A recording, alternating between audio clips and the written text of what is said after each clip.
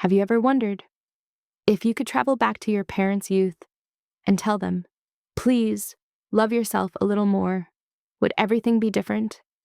I never thought something like this would happen to me until that night when I got home at 3 in the morning. Work, life, relationships, everything was crushing me. I broke down crying in my room, shouting at the air, "Why don't you ever love yourself? Why do you swallow all your pain alone?" I was talking about my mom and half of myself. As my tears fell, the world suddenly went dark. And when I opened my eyes, I had traveled back in time. I stood on an old street lit with the neon colors of the 90s. The air smelled like roasted sweet potatoes.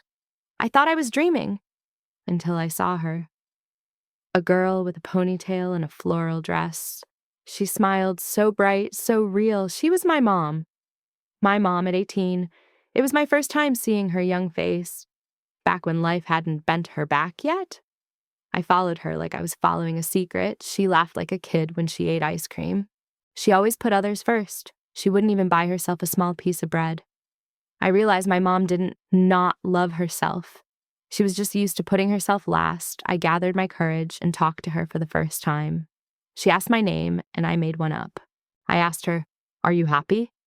She froze, as if she'd never considered the question. She said, Happy? I guess so. That "I guess so" was as light as the wind, but it pierced my heart. Over the next few days, I saw more of her hidden life. When her boss scolded her, she cried quietly. When her boyfriend ignored her, she forced a smile. Her family demanded more from her, and she never said no. She always said, It's fine.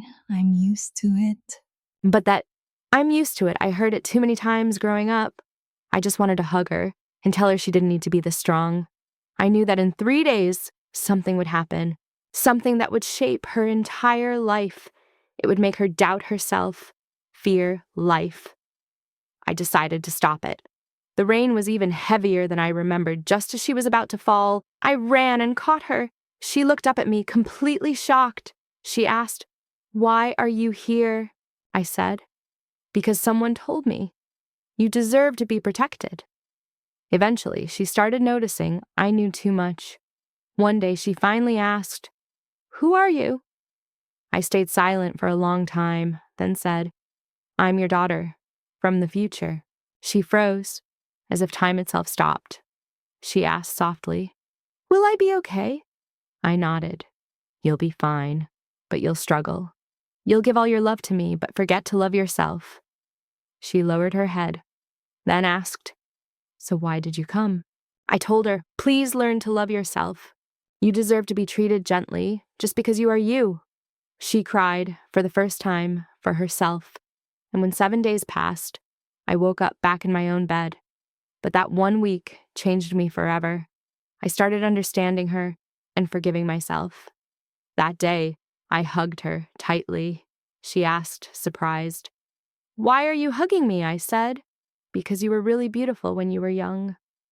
She smiled, and in that moment, I saw her 18-year-old self. If you could travel back to your parents' youth, what would you say? I think we're all the same.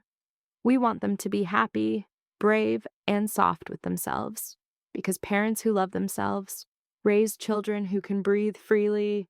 That was the greatest lesson I learned from traveling back in time.